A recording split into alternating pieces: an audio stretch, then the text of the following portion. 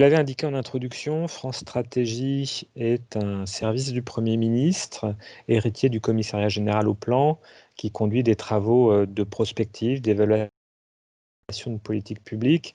Et il y a un an, nous avons publié un rapport sur ce que pourrait être une politique agricole commune idéale, centrée sur la transition agroécologique.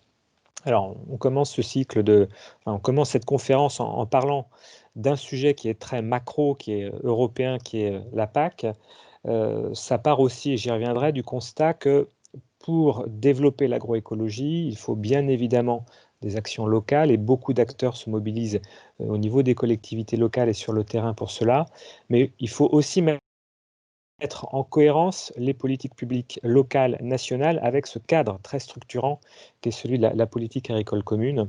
Et c'est ce qu'on a essayé de faire avec cet exercice de prospective et de réflexion qui, je le redis, donc, vise à nourrir le débat, à alimenter les réflexions qui sont portées par le gouvernement, mais qui ne traduisent pas la position officielle du gouvernement. Un point important dans tout ce que je vais vous présenter, on a une gamme d'instruments qu'on a proposés, qu'on a imaginés. Tous ces instruments font sens, sont cohérents les uns par rapport aux autres, mais on pourrait tout à fait imaginer que simplement une partie d'entre eux soit appliquée dans le cadre de la future politique agricole commune qui est en cours de discussion aujourd'hui à Bruxelles. Très rapidement, quelques diapositives pour revenir sur l'histoire de la politique agricole commune, tout simplement parce que c'est sur la base de ce contexte historique qu'on a imaginé une évolution possible de cette PAC. La PAC est la seule politique européenne qui soit encore aujourd'hui en vigueur, qui soit fondée sur des principes inscrits dès la création de la CE, puis de l'Union européenne, inscrits dans le traité de Rome. Les principes fondamentaux de la PAC, c'est-à-dire augmenter la productivité du secteur agricole, améliorer le revenu des agriculteurs, assurer l'approvisionnement des consommateurs européens, sont des principes qui ont été inscrits dans ce traité, qui n'ont pas bougé depuis cette époque. Et bien évidemment, il n'y avait pas, lors de la création de la CE, de dimension environnementale qui était assignée à la politique agricole commune. Il y a eu un certain nombre de réformes qui ont eu lieu. En 1962, première politique agricole commune centrée sur des prix d'intervention, des droits de douane qui assuraient aux agriculteurs des revenus relativement garantis et donc qui incitaient l'agriculture européenne à produire plus, à s'agrandir, à se moderniser. Les autres réformes, notamment la réforme de 92, McSharry, où on passe sur un système d'aide versée directement aux producteurs, a également contribué à agrandir les exploitations agricoles, à conforter leur spécialisation et donc à produire toujours plus. Et puis en 2003, avec un système de droit à paiement unique, on était toujours sur ce mode de fonctionnement et d'incitation à la production. Il faut attendre finalement, même s'il y a eu la création du deuxième pilier de la PAC en 2000, mais il faut attendre la dernière PAC, celle de 2014, pour voir porter une ambition environnementale forte au sein de cette politique agricole commune, avec un conditionnement des aides versées aux agriculteurs en fonction de bonnes conditions agronomiques et environnementales, et surtout l'introduction de ce qu'on a appelé le paiement vert, c'est-à-dire le fait que 30% des aides du premier pilier de la PAC soient soumis au respect d'un ensemble de pratiques bénéfiques pour l'environnement, le maintien de prairies permanentes, le maintien de surfaces d'intérêt écologique, un certain nombre de rotations d'assolement, et qui allaient donc dans le sens d'un verdissement et d'un soutien à l'agroécologie. Alors, quel est le bilan que l'on peut dresser de cette PAC tout au fil de son histoire et de son évolution? C'est une politique qui s'est progressivement compliquée parce qu'on y a ajouté de plus en plus d'objectifs et ces objectifs sont finalement devenus relativement peu lisibles pour les citoyens sans doute, mais aussi peut-être pour les agriculteurs. La PAC reste néanmoins le premier budget de l'Union européenne avec 55 milliards d'euros par an et la France occupe dans ce paysage une place tout à fait particulière puisqu'elle était et restera sans doute dans les années à venir le premier bénéficiaire de cette PAC avec un peu plus de 9 milliards d'euros par an qui sont aux agriculteurs français. Cette PAC a atteint l'objectif qui était celui assigné par le traité de Rome d'accroissement de la production agricole. On a atteint un niveau d'autosuffisance alimentaire en Europe qui est très très important et qui permet à l'Europe d'être une grande puissance exportatrice. Donc sur ce volet-là, l'objectif a été atteint. Le deuxième objectif qui était assigné à la PAC était celui du maintien de l'emploi agricole. Aujourd'hui, le secteur agroalimentaire est un secteur fortement pourvoyeur d'emplois, c'est indiscutable. Néanmoins, on voit que historiquement, on a eu une érosion massive de la part de l'emploi agricole dans l'emploi total. Plus de 30% des Français travaillaient dans le secteur agricole dans les années 50. On est passé, selon les derniers chiffres de l'INSEE, en dessous de 2%, avec un vieillissement des actifs agricoles qui va conduire à un grand nombre de départ en retraite dans les tout prochains mois du fait de la moyenne d'âge. Donc on a un emploi agricole qui est en érosion, et puis on a également un secteur qui globalement est fragile économiquement, avec un quart des agriculteurs qui vivaient sous le seuil de pauvreté en 2017 selon l'INSEE, et puis des fluctuations, des variations des revenus des agriculteurs qui sont historiquement très importantes. C'est ce qui vous est représenté sur ce petit graphique avec l'évolution du revenu courant avant impôt en fonction des types d'exploitation agricole. Et on voit que cette fluctuation, cette variabilité, elle est de plus en plus forte. C'est par exemple sur le graphique, la courbe jaune qui représente le revenu moyen des céréaliers. On voit que depuis les années 2000, eh bien, vous avez une fluctuation très importante de ces revenus. Et l'autre particularité, c'est qu'on a une part de plus en plus importante de ces revenus qui est assurée par les aides de la PAC. En moyenne, tout secteur confondu, c'est 100% du revenu courant avant impôt qui est couvert par ces aides de la PAC, avec néanmoins une très forte variabilité en fonction des types de production. C'est ce qui vous est représenté sur ce tableau. C'est moins de 10% du revenu des maraîchers et des viticulteurs qui est couvert par les aides de la PAC, alors que pour d'autres types d'exploitation, notamment exploitation, production animale, filière bovin-viande ou bovin mixte, c'est plus de 200% de ces revenus qui est couvert par les aides. Parmi les autres points à prendre en considération, si on veut imaginer une PAC idéale, ce sont les attentes sociétales qui sont de plus en plus fortement exprimées en termes de réduction de l'usage de pesticides, en termes de bien-être animal, qui est de plus en plus questionné et qui apparaît dans le débat public. Et puis, il y a toujours cette demande d'une offre alimentaire de qualité à un coût raisonnable qui permette au plus grand nombre eh bien, de s'alimenter. Un ensemble d'injonctions de plus en plus fortes, parfois contradictoires ou difficiles, mais qu'il faut essayer d'intégrer dans les réflexions. Et puis enfin, donc, on a le défi environnemental qui est majeur. L'agriculture ayant la particularité d'être à la fois une source de pollution diffuse, une source d'émissions de gaz à effet de serre importante, puisque c'est 20% des gaz à effet de serre français qui sont couverts par le secteur agricole, et puis également l'un des rares secteurs à pouvoir apporter des solutions par la séquestration de carbone dans les sols et puis par la fourniture d'infrastructures agroécologiques bénéfiques pour la biodiversité. Et donc l'agroécologie permet bien évidemment d'adresser ces différents aspects. Enfin, si on dresse le bilan du verdissement de la PAC, eh bien on se rend compte que la PAC telle qu'elle fonctionne aujourd'hui n'a sans doute pas atteint l'ensemble des objectifs environnementaux qui lui avaient été assignés en 2014. Il y a notamment un rapport de la Cour des comptes de l'Union européenne de 2018 qui pointe cela, des instruments nombreux, complexes, mais qui n'ont sans doute pas fait suffisamment avancer les choses. Et puis on peut poser également le constat de paiements qui ne sont pas proportionnés aux services environnementaux rendus par l'agriculture et des dispositifs administratifs qui sont finalement assez compliqués et qui présentent des coûts importants. Alors, c'est sur la base de tous ces constats qu'on a essayé d'imaginer une PAC idéale qui soutiendrait l'agroécologie et qui adresserait vraiment prioritairement cet enjeu de transition vers des modes de production plus durables.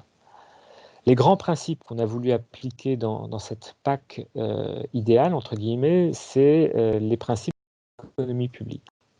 On a retenu 4 principes: rémunérer les services rendus par l'agriculture à la société, utiliser l'argent public pour financer des biens publics et donc rémunérer les bénéfices environnementaux rendus par l'agriculture. Et en contrepartie, on propose d'appliquer le principe pollueur-payeur, de taxer les nuisances et d'utiliser la totalité de ces taxes pour financer la transition agroécologique.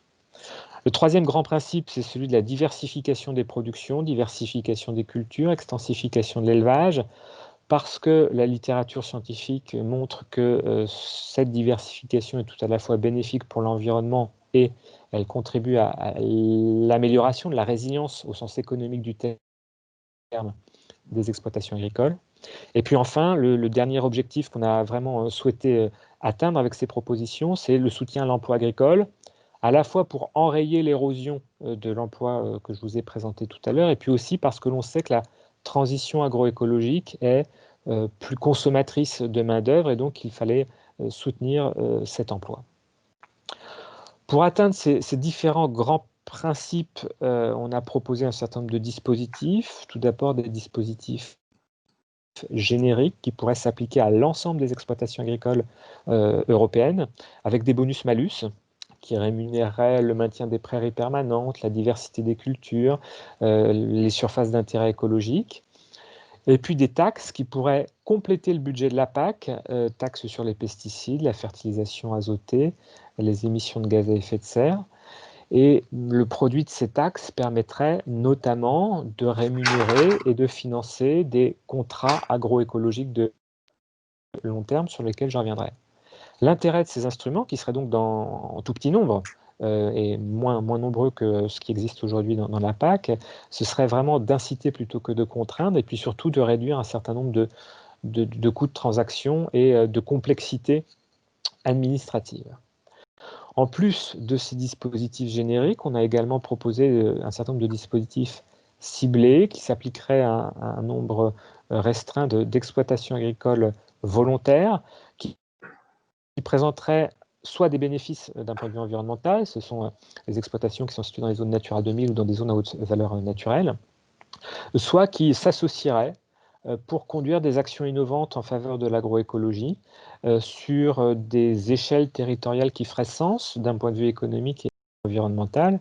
Et ce sont ces fameux contrats longs pour l'innovation agroécologique que j'évoquais tout à l'heure, que l'on pourrait ainsi mettre en place. Sans rentrer dans les détails, on a également proposé un certain nombre d'autres dispositifs pour contribuer à la maîtrise des risques prix et maîtrise des risques production. La diversification, le soutien à la diversification des productions au sein des exploitations agricoles contribuant déjà en soi à assurer cette maîtrise des risques.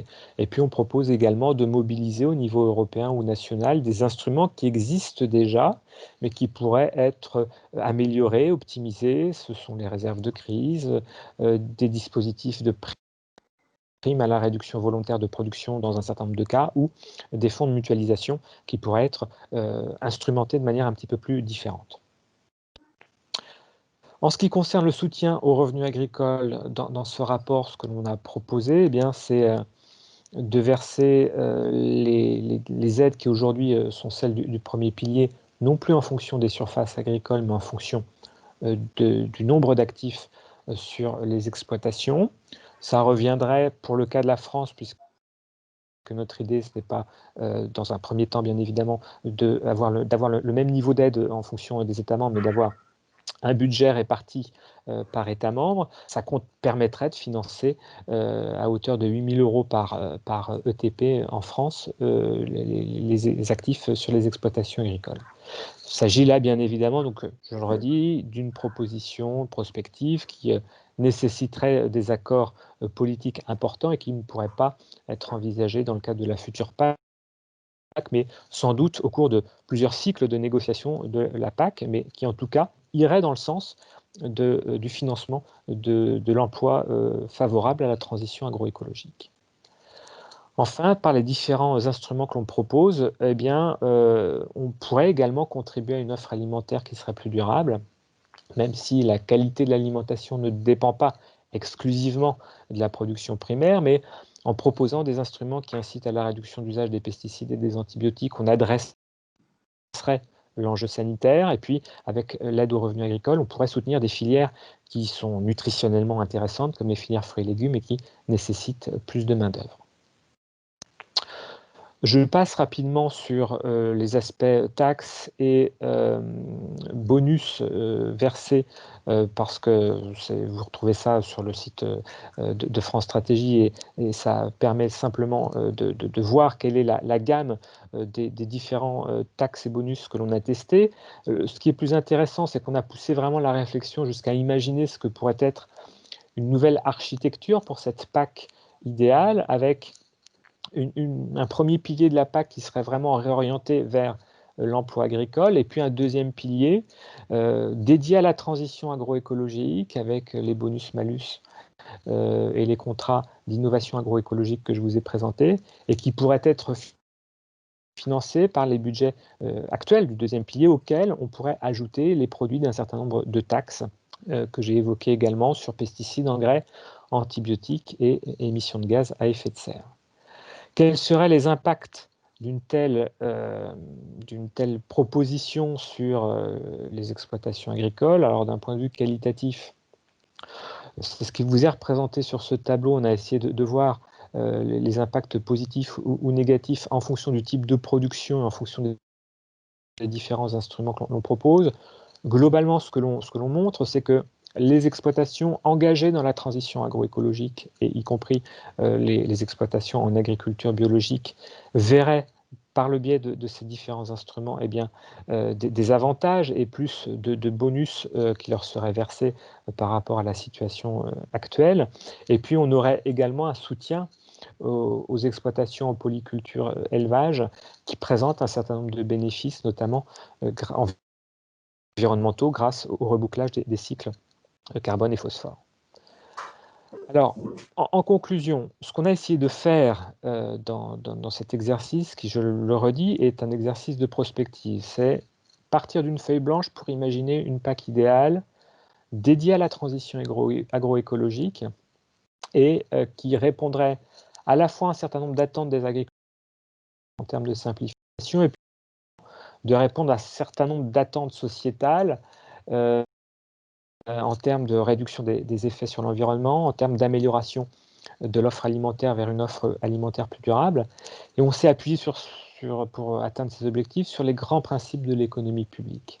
Et on pourrait ainsi imaginer une PAC refondée autour de grands types d'instruments, des mesures horizontales qui s'appliqueraient de manière totalement indifférenciée vraiment à l'ensemble des exploitations agricoles, et qui rémunéraient les services environnementaux rendus par ces exploitations, et qui rémunéraient également l'emploi agricole.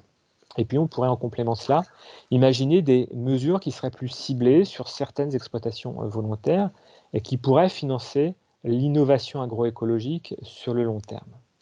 Sur la base de ces propositions, et par rapport aux négociations et aux discussions qui sont en cours aujourd'hui, eh bien, on pense qu'un certain nombre de ces mesures pourraient alimenter le futur plan stratégique national qui va être mis en place dans les prochains mois au sein de chaque État, et notamment grâce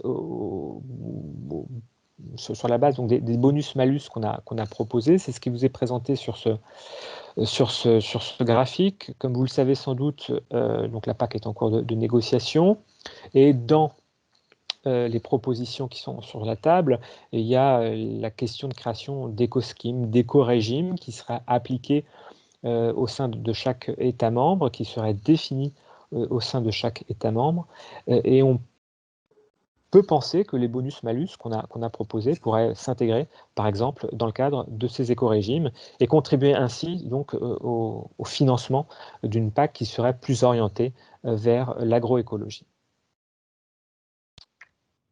Voilà ce que j'avais à vous présenter aujourd'hui.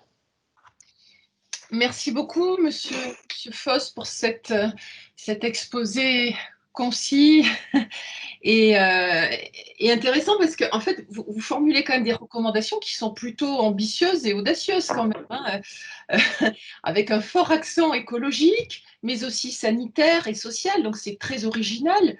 Bon, un effort de simplification, vous avez bien explicité tout cela. Alors, moi, j'ai plusieurs questions à vous poser, puis ensuite, je passerai la parole à Annick qui va répercuter les questions du public qui ont pu émaner du chat.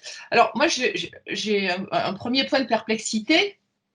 Quel accueil, pour l'instant, avez-vous recueilli du côté, ben, justement, du gouvernement? On est mort de curiosité, de l'Europe, et puis peut-être des filières aussi agricoles qui ont, comme l'avait montré le rapport d'évaluation du bureau d'études EPIS, Blesa Consulting et ASCA de 2018, qui avait montré que justement les filières étaient quand même un frein important dans l'implémentation de la transition agroécologique en France. Donc, voilà, premier point d'interrogation et de curiosité brûlante. Pouvez-vous nous dire en, avant-garde comme ça quels sont les retours, les frémissements, les réactions qui sont quand même, parce que si on a parcouru votre rapport, c'est quand même assez audacieux, assez culotté quand même. C'est un changement profond que vous vous demandez. Donc voilà, quelles sont les réactions politiques, professionnelles et sociales que vous avez pu recueillir?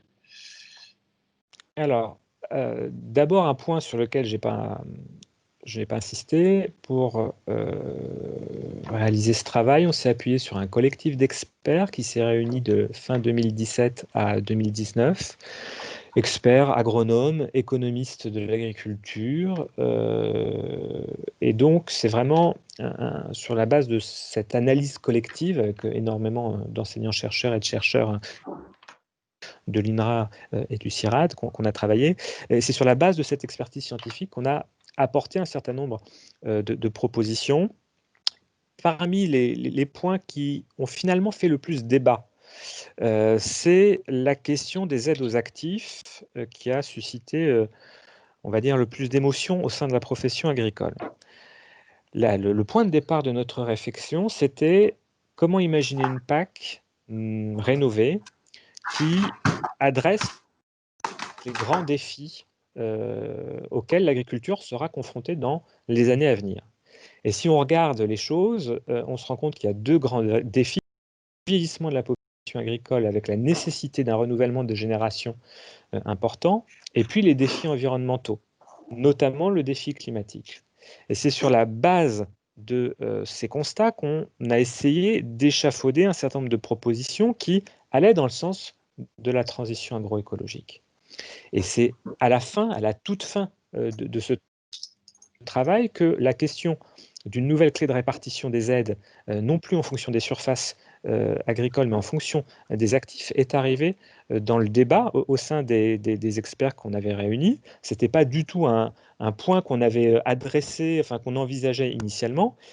Et pour dire les choses très directement, ce point n'a pas fait débat. C'est-à-dire qu'une nouvelle clé de répartition de ces aides est arrivée dans la discussion très naturellement et il y a eu un consensus qui est apparu assez rapidement. Alors que les chercheurs qu'on avait associés sont plutôt les tenants, majoritairement étaient les tenants d'une approche néoclassique traditionnelle. Voilà, donc ça c'est un point important de contexte. L'autre point important de contexte, c'est qu'on a lancé ce travail en s'appuyant sur la base qui avait été fournie par la commission en 2018, au printemps 2018, qui a été mise en débat. La commission a changé. Il y a eu des éléments très importants avec le lancement du Green Deal, le lancement de la stratégie Farm to Fork, le lancement de la stratégie biodiversité au niveau européen, et donc avec des calendriers de négociation qui viennent impacter globalement les négociations PAC qui étaient lancées, mais qui vont dans le même sens globalement des points de diagnostic qu'on a posés. Donc, on est parti avant ces stratégies, mais on voit qu'il y a quand même un certain nombre de sujets qui sont convergents, qui sont traités au niveau européen.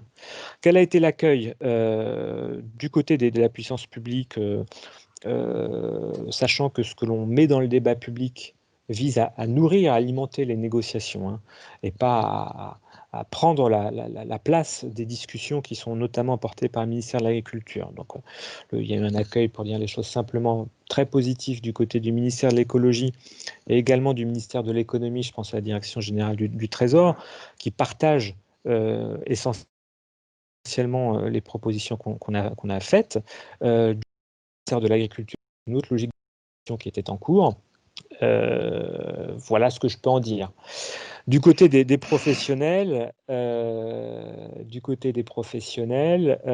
y a eu des avis et des réactions qui étaient très, très variables. Le point qui a fait le plus débat, je le redis, c'est la question des aides aux actifs.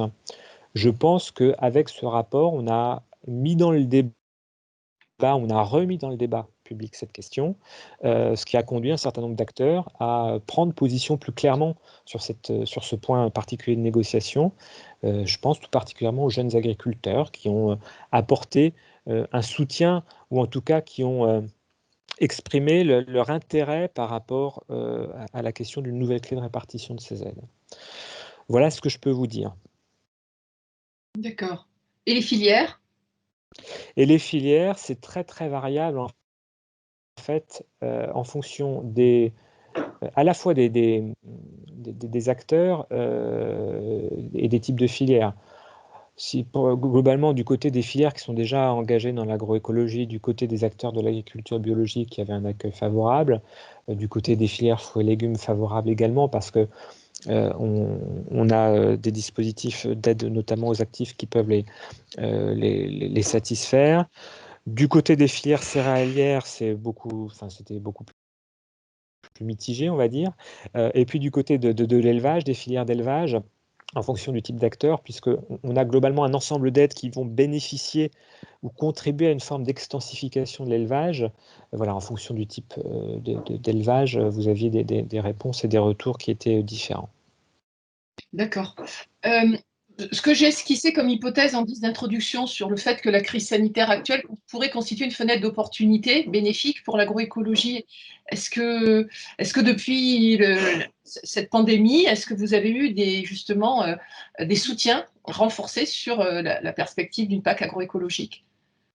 Est-ce que ces liens, voilà, entre biodiversité, santé, agriculture ont été encore plus finalement confirmés par les faits, quoi? Alors,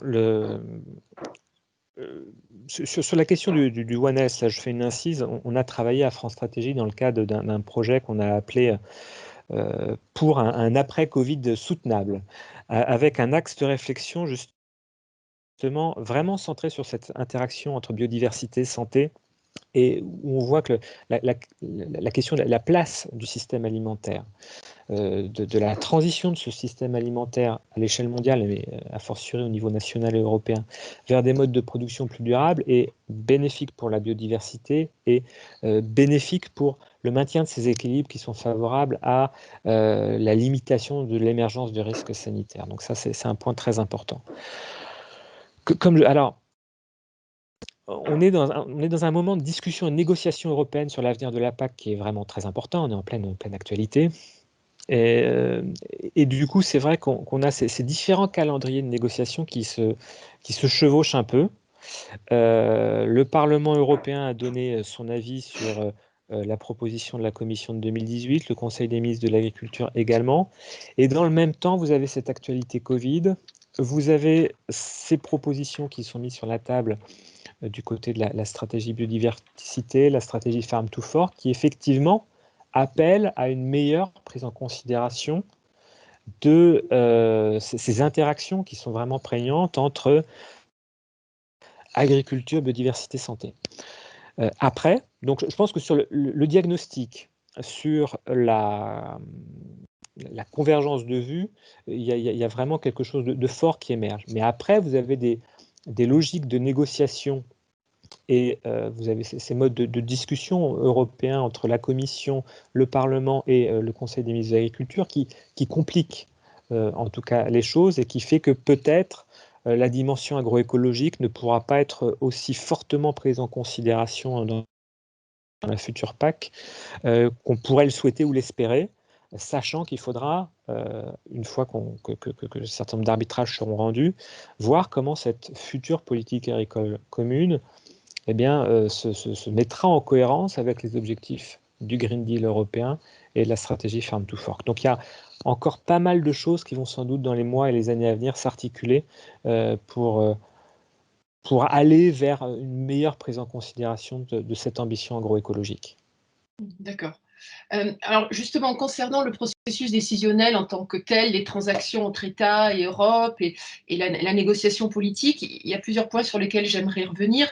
Bon, le principe pollueur-payeur, on sait qu'il n'est pas très populaire.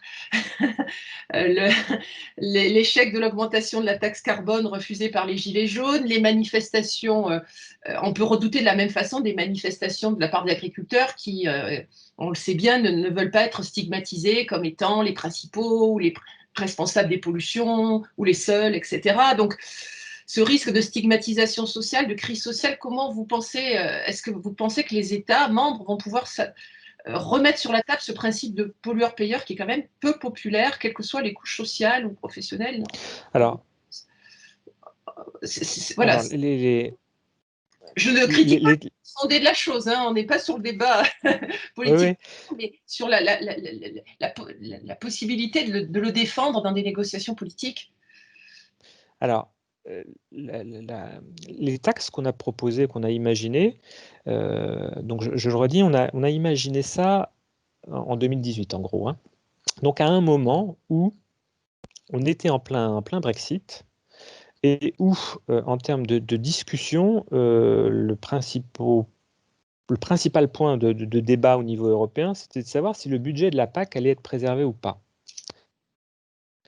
Et donc proposer, ce principe pollueur-payeur, son application avec des taxes, dont, je le redis, dans notre proposition, l'idée est bien de réallouer la totalité, de ces taxes au financement de la transition agroécologique. Donc c'est à travers ces taxes, un transfert globalement de financement des, modes de production, les plus polluants vers les modes de production, les plus bénéfiques pour l'environnement. C'est bien ça l'idée. Mais on répondait aussi, avec ces taxes, à l'idée d'un complément au budget de la PAC, puisque on était dans un contexte où on n'avait absolument aucune visibilité sur le maintien ou non du budget de la PAC. La sortie du Royaume-Uni de l'Union européenne allait conduire sans doute à une réduction de ce budget. Et l'idée, c'était aussi, avec ces taxes, eh bien, d'augmenter le budget global alloué à la transition agroécologique et accélérer aussi le mouvement, pour dire les choses simplement, c'est mettre plus d'argent parce qu'on a un défi climatique, un défi d'érosion de la biodiversité qui appelle vraiment des réponses massives, importantes et rapides. C'était l'idée. Politiquement, oui, c'est un principe qui est difficile à faire passer. Après, je pense quand même qu'un certain nombre d'acteurs se rendent compte aujourd'hui, y compris au sein de la profession agricole, que certes, il faut accompagner, certes, il faut inciter, certes, il faut soutenir l'innovation pour aller vers une réduction de l'usage d'un certain nombre d'intrants, mais ça suffira sans doute pas. Et proposer ces taxes va dans le bon sens et en tout cas permet de changer d'échelle et d'aller sans doute plus vite. Donc oui, c'est difficile à faire passer. Oui, ça nécessite des accords politiques entre l'ensemble des États membres et donc par définition, c'est beaucoup plus difficile à obtenir. Je pense qu'on était dans notre rôle à France Stratégie en tant qu'organisme de prospective de mettre ça sur la table. Et en tout cas, ça répondait aux objectifs qu'on s'était assignés, c'est-à-dire repenser une PAC de manière cohérente, qui soit aussi plus simple et qui soit vraiment dédiée à cette transition. D'accord. Vous disiez que vous ne saviez pas à l'époque si le budget de la PAC serait maintenu, etc. Mais il me semble avoir compris dans votre rapport que finalement, vous étiez à budget constant. Donc, vous parlez Oui. d'augmenter. La prouesse, c'est plutôt de montrer qu'une PAC plus environnementale ne coûtera pas forcément plus cher. Oui, donc on était à budget constant en fait. Dans ce que je vous ai présenté sur l'architecture de cette PAC idéale, on est effectivement à budget constant sur un premier pilier, deuxième pilier, et on alloue en complément des produits de taxes en étant en ayant testé différents niveaux de taxes. D'accord. Mais je l'aurais dit, quand on a pensé ça et rédigé le rapport, on était vraiment à un moment d'incertitude extrêmement fort sur l'évolution du budget européen en général et de la PAC en particulier. Et l'idée d'avoir une contribution complémentaire par le biais de ces taxes au financement de la transition était aussi présent dans nos esprits. D'accord. Autre point, la diversification des cultures que vous appelez de votre vœu, là aussi, c'est pas dans le paradigme mainstream de l'agriculture, de l'éloge de la spécialisation, de l'agrandissement des parcelles, etc. On connaît ça bien. Donc, là aussi, comment faire accepter ce nouveau paradigme de développement auprès de professionnels qui se plaignent évidemment d'avoir affaire à des révolutions vertes toutes les décennies et comment subvertir ce discours qui a quand même poussé côté chambre d'agriculture et syndicats majoritaires à une forte spécialisation des productions. Donc, comment défendre cette spécialisation? Cette spécialisation, elle a été soutenue, elle a été financée aussi à travers la PAC depuis les années 60, parce qu'elle répondait à un contexte économique, social et environnemental qui a évolué depuis. Cette spécialisation, on voit bien qu'elle présente tout un tas de limites, y compris pour les céréaliers. C'est ce que je vous montrais sur ce petit graphique avec cette volatilité des revenus des céréaliers qui n'étaient pas observés jusqu'à la moitié des années 2000 et qui aujourd'hui, parce qu'on s'inscrit sur des marchés internationaux qui sont hyper volatiles avec une spéculation sur les marchés à terme qui est de plus en plus importante, qui fait qu'on est incité à la fois pour des raisons environnementales et pour ces aspects économiques à envisager d'autres modes de production. Un exploitant qui va mettre tous ses œufs dans le même panier, aujourd'hui, va être vraiment confronté à cette volatilité et frappé de plein fouet en cas d'effondrement des cours dans un secteur donné. Donc, ce constat qu'on a posé, qui était de dire la diversification, elle répond à des objectifs environnementaux et à des objectifs économiques conjoints. Elle est aujourd'hui de plus en plus étayée et de plus en plus présente dans des publications scientifiques, en économie de l'agriculture et également dans tout ce qui est sciences de l'environnement. Donc, comment soutenir cette diversification? C'est bien évidemment sur le temps long qu'on peut le soutenir. D'où cette idée aussi qu'on a de contrats d'innovation agroécologique de long terme. Dans le rapport, je ne l'ai pas détaillé, mais on propose vraiment quelque chose qui soit sur un temps long, sur au moins un cycle de la PAC, c'est-à-dire des contrats sur 7 ans pour vraiment permettre aux agriculteurs de prendre le temps et d'être accompagnés sur le temps long pour entamer ces transitions qui sont par définition pour les agriculteurs des prises de risque au sens économique du terme. Et ça, on en a pleinement conscience. Mais c'est une prise de risque qui est sans doute indispensable à la fois pour des raisons économiques et environnementales. D'accord. Mais alors, Christelle, je t'interromps une seconde. Est-ce que les participants peuvent couper leur caméra? Madame Ioni, est-ce que vous pouvez couper votre caméra, s'il vous plaît? Oui, en tout d'entre eux, on ne peut pas s'afficher. Donc, j'ai une dernière question et ensuite, Annick, je te laisserai la parole pour répercuter celle du public.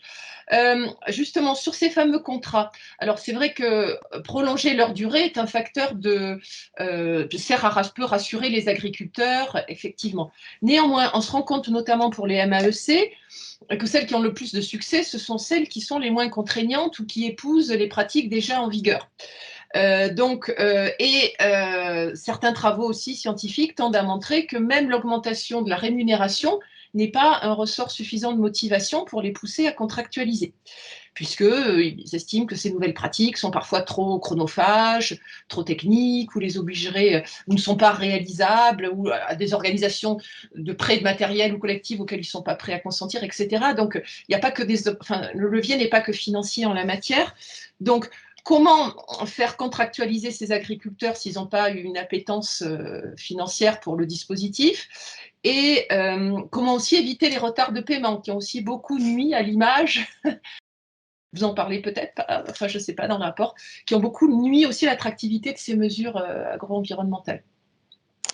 Alors il y a 2 points. Il y a, sur les MAEC, il y a le niveau d'exigence des cahiers des charges. La littérature scientifique est assez riche sur les effets d'aubaine qui peuvent être observés lorsqu'on a des contrats qui sont insuffisamment exigeants. Donc il faut qu'il y ait un niveau d'exigence suffisant pour qu'il y ait des bénéfices environnementaux, une amélioration des pratiques qui soit tangible. Et il faut parallèlement à cela qu'il y ait un niveau de rémunération qui soit là aussi à la hauteur de la mutation des pratiques, de la transition qui est engagée par les agriculteurs. Donc c'est vraiment en jouant sur ces 2 facteurs qu'on peut inciter les agriculteurs volontaires à aller vers ces contrats. Alors certes, le niveau de rémunération n'est pas suffisant, enfin, n'est sans doute pas suffisant dans un certain nombre de cas pour inciter les agriculteurs. Tout dépend aussi du niveau de rémunération que l'on met. Mais je pense que si on est vraiment sur des niveaux d'exigence importants et des niveaux de rémunération suffisamment incitatifs, on peut utiliser ces outils contractuels volontaires pour inciter et soutenir la transition. La question des retards de paiement, comme vous le savez sans doute, en 2015, lors du la précédente PAC, il y a eu un souhait de transférer aux conseils régionaux la gestion du deuxième pilier de la PAC, plus sur un certain nombre de cas comment dire, des modifications de cahier des charges ou des difficultés qui ont fait qu'il y a eu des retards de paiement. Ça, c'est lié à la difficulté, à la complexité aussi de la PAC, qui est quand même aujourd'hui devenue, d'un strict point de vue administratif, vraiment une politique très très compliquée à instrumenter, à suivre, à gérer. Et donc ce transfert de la gestion du deuxième pilier vers les conseils régionaux, c'est peut-être pas fait dans des conditions optimales d'un point de vue strictement administratif. Ceci étant, je pense qu'il ne faut pas confondre à la fois la complexité de gestion administrative et puis l'intérêt que peut présenter l'instrument contractuel pour engager des transitions. Et donc, il y a une question administrative qu'il faut régler, ça concerne l'administration, et puis il y a les MAEC qui conservent sous une forme actuelle ou sous une forme améliorée vraiment un intérêt parce qu'on est sur on est sur du contrat, on est sur de l'engagement volontaire, et ça peut être quand même un instrument intéressant pour soutenir la transition. D'accord. Bon, je me donne la parole pour juste une dernière question et puis je m'arrête. J'ai cru comprendre dans le rapport que vous passiez de l'obligation de moyens à l'obligation de résultat pour ces mesures contractuelles. Qui dit obligation de résultat dit contrôle, vérification. Dans un contexte où on est plutôt dans la pénurie des moyens publics, dans la réduction des effectifs, etc. Donc, est-ce que ça va être de l'autocontrôle? Et dans ce cas-là, est-ce qu'il faut une compétence? Alors, je sais qu'on peut faire un comptage, par exemple, des variétés floristiques pour un agriculteur. Ils peuvent faire ça. Ils avaient expérimenté ça dans le parc des Cévennes, par exemple, des formes de contrats de biodiversité. Donc, il y a des choses possibles. Après, il y a tout le problème de l'autocontrôle et puis il y a des problèmes techniques aussi. Donc, d'indépendance et de technicité, et quid des moyens publics afférents, quoi. Alors, ce qu'on a proposé, c'est de vraiment s'appuyer sur les systèmes d'information existants. Il y a sans doute des informations aujourd'hui liées à la télédétection qui pourraient être utilisées de manière plus forte sans alourdir les procédures de contrôle. Ce que vous pointez là, c'est un vrai sujet. On n'est pas rentré dans le détail de la contrôlabilité de chacune des actions qu'on a proposées, mais notamment sur les bonus-malus, on propose vraiment de s'appuyer sur les instruments de télédétection existants qui permettent sans doute de faire plus de choses qu'elles ne le font aujourd'hui. Et puis ensuite, on s'appuie aussi sur un certain nombre de données qui sont aujourd'hui obligatoires, sur un certain nombre de factures de consommation d'intrants, etc., qui peuvent aussi contribuer à à contrôler un certain nombre de pratiques sans que ce soit trop lourd et que la charge administrative soit trop importante. Mais enfin, je vous rejoins totalement sur la nécessité de réfléchir ou d'essayer de tendre vers un dispositif qui soit plus simple, à la fois pour l'administration, pour les services du ministère de l'Agriculture et aussi pour les agriculteurs, pour ne pas rentrer dans des usines à gaz qui peuvent être, comment dire, négatives également pour inciter les agriculteurs à s'engager dans la transition. Oui. D'accord, merci beaucoup. Annick, je te passe la parole pour répercuter les questions du public. Oui, une question, même deux qui se rejoignent un peu. Savez-vous si des orientations similaires ou d'autres, j'ajoute, sont préconisées dans les autres pays européens? Et question qui va un petit peu avec, si on rémunère sur les emplois donc entre pays, il va y avoir des différences, peut-être même des différences de réallocation, enfin il va pas, on ne sait pas, des réallocations d'enveloppes dans la mesure où si on rémunère des emplois et non plus des surfaces, les enveloppes de chaque pays risquent de s'en trouver changées et la personne dit par exemple la France a moins d'emplois agricoles que la Roumanie. Donc ça pourrait entraîner des prises de position en faveur ou en défaveur de ces propositions d'évolution selon les pays. Alors, sur ce dernier point qui nous a été reproché par un certain nombre de parlementaires européens, ce qu'on a écrit très clairement dans le rapport, et je le redis, ce n'est pas qu'il y ait le même niveau de rémunération de l'ensemble des agriculteurs au niveau européen. C'est bien d'avoir un maintien de l'enveloppe budgétaire du premier pilier pour chacun des États membres et une répartition au sein de chaque État membre selon des critères, ce que nous on propose, c'est-à-dire le nombre d'actifs. Donc, l'idée, c'est pas de rémunérer de la même manière un agriculteur roumain qu'un agriculteur français, tout simplement parce qu'on n'a pas du tout donc le même niveau d'aide et le même budget à allouer aujourd'hui à chacun donc, de ces États membres. À terme, l'idée, ce serait idéalement de tendre vers un même niveau de rémunération. Ce principe de convergence, il a été d'ailleurs appliqué, y compris pour les aides à l'hectare lorsqu'elles ont été mises en œuvre, notamment à partir de 92 avec la réforme McSherry. Tous les États membres européens, les agriculteurs européens, les hectares de terres agricoles européens ne bénéficiaient pas du même niveau, du même montant d'aide en fonction des États membres. Et là, ce qu'on propose, c'est exactement la même chose pour que justement, il n'y ait pas cette pénalisation, ce transfert massif de budget des aides de la PAC vers les pays de l'Est, pour dire les choses de manière un peu simplificatrice, mais c'est ça ce qui nous était reproché ou ce qui était questionné. Y a-t-il d'autres initiatives de réflexion qui vont dans le même sens? Oui, il y a un certain nombre de structures. Je pense à une association qui s'appelle Agroécologie Europe, qui est basée à Bruxelles, et qui a réfléchi à des instruments qui vont dans le même sens. Est-ce que c'est porté aujourd'hui par les États membres? Non, pour dire les choses très, très clairement.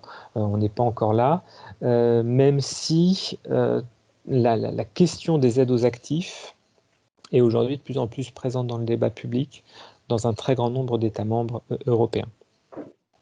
Merci. Il y a une autre question. À quelle échéance pensez-vous que ces propositions puissent, alors on pourrait dire pourraient, être prises en compte dans les négociations et ensuite dans les décisions au niveau de la PAC? Alors, là, on est sur... Donc, il y a eu des discussions au niveau Parlement, au niveau du Conseil des ministres de l'Agriculture, qui ont arrêté des positions, et puis il va y avoir un cycle de négociation qu'on appelle le trilogue avec la Commission européenne pour voir quel pourrait être l'accord obtenu sur la future PAC, donc la PAC qui rentrera en vigueur en 2023.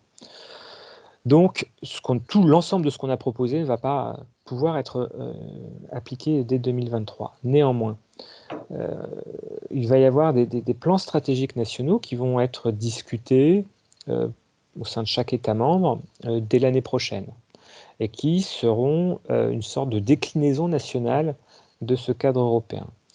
Et on considère que certains des instruments qu'on a proposés, notamment les bonus-malus, l'idée d'avoir des aides proportionné aux services rendus par les exploitations agricoles et l'agriculture à l'environnement pourrait parfaitement s'intégrer dans le cadre de ces plans stratégiques nationaux, ou en tout cas être envisagé et réfléchi. Donc ça fait partie des propositions qui pourraient être intégrées à relativement brève échéance. Pour d'autres de nos propositions, la question de la taxe qui nécessite un accord au niveau des États membres, et puis a fortiori la question d'une nouvelle clé de répartition des aides en fonction des actifs agricoles, là ça nécessitera beaucoup plus de discussions et de négociations au niveau européen. Ce sera sans doute pour un prochain cycle de négociation de la PAC qu'on pourrait envisager ça.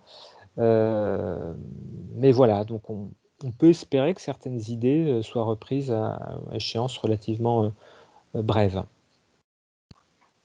Donc j'ai une question. Le verdissement actuel qui est basé sur le maintien des prairies, la diversité des assolements et le maintien des surfaces d'intérêt écologique n'a pas eu d'impact sur l'évolution des pratiques.